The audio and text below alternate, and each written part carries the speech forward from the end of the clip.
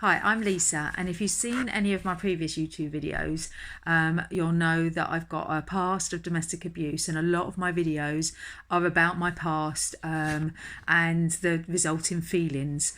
But now I think it's time to move on and to start talking about and sharing my knowledge and my experience with regards to how you move on. How do you get past your past of domestic abuse? And how do you really free yourself from everything that's happened in your memories and your beliefs that have resulted from this past?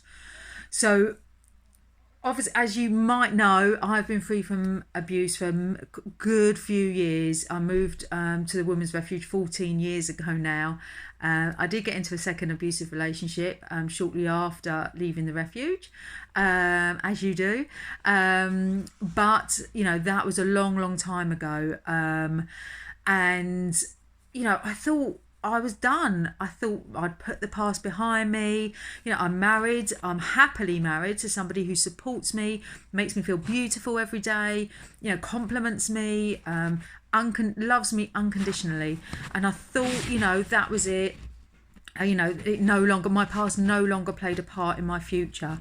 But there was still something like a block or something stopping me from doing what I really wanted to do, working out what I wanted to do in my life, and I couldn't quite put my finger on it, and then I decided to bite the bullet. I got a bit of confidence from somewhere, bit the bullet and went self-employed, and oh my goodness, all my vulnerabilities and all my beliefs, my limiting beliefs and blocks and that have been put in place throughout my years of abuse bubbled up to the surface. And now, if you've seen, there's a video on here on YouTube that's called "The Lasting Effects of Domestic Abuse," and I open myself up to all these lasting effects.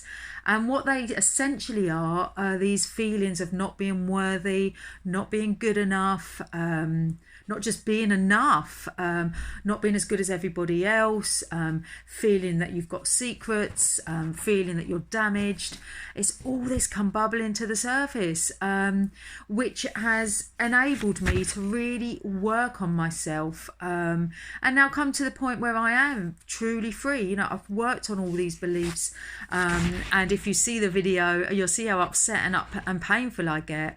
And the reality is, guys, that however long you're in these abusive relationships, the physical scars go. You move away. You could be in a position now where you're a good few years down the line that you're free. You don't have nothing to do with your abusive ex. You've moved on. You're in a new relationship like I am. And yet there's still something there, particularly when you try something new, or when you want to do something new, when you meet a new group of people, when you sort of push yourself to feel into situations that make you feel a bit uncomfortable and vulnerable.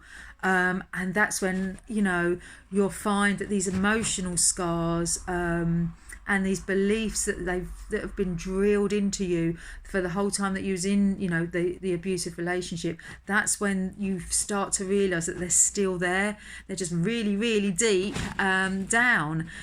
And they need to be in order to be truly free, you need to work through these. You need to recognise these beliefs that are still there. It's all the emotional abuse that is still playing a part of your belief system and disabling you to move forward with complete and utter freedom.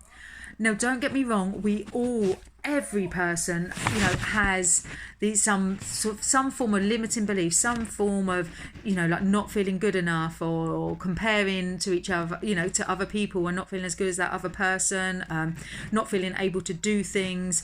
We all have those that we all need to work through, all of us. However, if you have had a past, however long ago, that's been a toxic, abusive, damaging relationship, not just with a romantic partner, it could be any sort of relationship, we need to work that little bit harder. These emotional scars mean that our beliefs and blocks and that are just a little bit deeper rooted and are associated with fear and pain. So these strategies that our body, our mind automatically puts in place to protect us is still going to bubble up now and again when we're feeling particularly vulnerable, and even more so because of this abuse.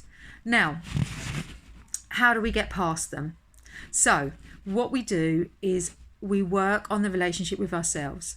At the complete, at the bottom end of it, what's happened is we've been in a damaging, toxic, abusive, whatever you want to call it, a relationship for however long it was, and that has severely damaged the relationship with ourselves. We can't work out what we want. We struggle to make decisions. We were told time and time again how we weren't good enough, how, we were rubbish at something, how we were never good enough, we never done anything right, how we looked awful, how we were ugly, fat, whatever, all those criticisms, those judgments, those put downs, the amount of time you were let down and disappointed, they all accumulate and they have an effect on the relationship we have with ourselves. And by that I mean the way we perceive ourselves, our self-esteem. So the way we perceive ourselves has been greyed, it's been coloured, it's been tainted with regards as a result of the relationship we've had with an abusive partner. So we need to work. So in order to be truly free, in order to fulfill your potential, to move forward, with literally and achieve our dreams like we should, like we deserve to, we need to free ourselves of these beliefs that were drummed into us time and time again, how we are not good enough, how we're not good as the next person, how we're damaged, how we're ugly, whatever, whatever sort of comes up to the fore when you're feeling particularly vulnerable. Like with mine, if you see my video, that I'm dirty. I felt that, I've got these secrets because I was keeping secrets for so long to so many people. You need to recognize these as what they are, and they're simply just remnants of your past. Okay, and the reason they are still hanging around is because whilst we was in this abusive relationship, our bodies, our minds, our subconscious got to the point where it's protecting us. So it stopped us making decisions, for example, because if we made the wrong decision, we were going to get hurt.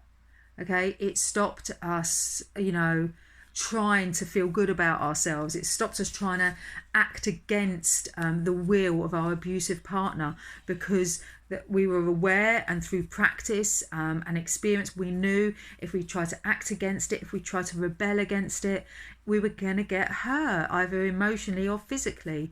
So we're really geared up to protect ourselves from any sort of new experience, any sort of experience where we're going to feel vulnerable, when we're going to be opening ourselves up to other people, getting to know other people, opening ourselves up to criticism and judgment, and therefore possibly being hurt. And that's what we're protecting ourselves from, that possibility, which is a very real possibility in our minds because we've been there and done that, that we're going to get hurt if we try something new. We're not good enough, we're never going to achieve it. So we're just protecting ourselves, that's all we're doing. That doesn't mean to say we've got to carry on doing that, and you shouldn't, because really in the time that you was within in your relationship, yes, you was protecting yourself. Now it's just holding you back. There's no need to feel fearful. You are free from it. You're hopefully, you could be in a supportive relationship like I am, and in a completely safe place. That protection is not needed anymore. So we have to work on these feelings. We have to recognise where they're coming from. We have to recognise our thoughts that are stopping us going somewhere, or when we're in a room of meeting new people, how are we feeling? Are we feeling shy? Are we feeling embarrassed? Are we feeling a fake because people don't know who we really are and what we've been through?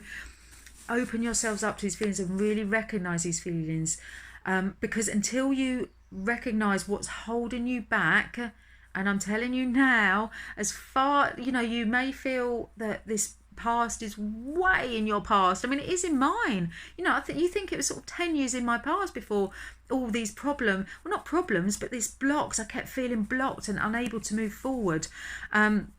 And so I made the use of a mindset coach. I started really coaching myself, and going back to reading all my personal development books that I loved so much, and have since become a certified life coach. And particularly for survivors of domestic abuse, to help you get through this particular point in your life where you are ready, like you're ready to literally move mountains, to fulfill your potential and make the most of your life, the life that you deserve, a life of happiness, joy, contentment, success. All of that is open to you. But it could just be that you're just feeling a little bit vulnerable, a little bit stuck, and unable to make sort of certain decisions, and unable to just go for it. And it's purely these beliefs. I'm not saying it's easy, it really, really isn't. And I'm not making light of it, but what I'm saying is we can recognise it for being these just beliefs that this person or this relationship, the situation has instilled into us by repetitive sort of thoughts, words, actions over and over again. We need to recognise these thoughts that are creating these feelings of not being worthy, of not being good enough, of everyone else being better, of not being capable, of not knowing what to do, of being scared to meet new people, move into new situations, feeling unwilling to move out of our comfort zone. We need to start looking after ourselves. We need to start looking at the way we love ourselves, the way we respect ourselves, how much we appreciate ourselves, and the way we treat ourselves, the way we talk to ourselves.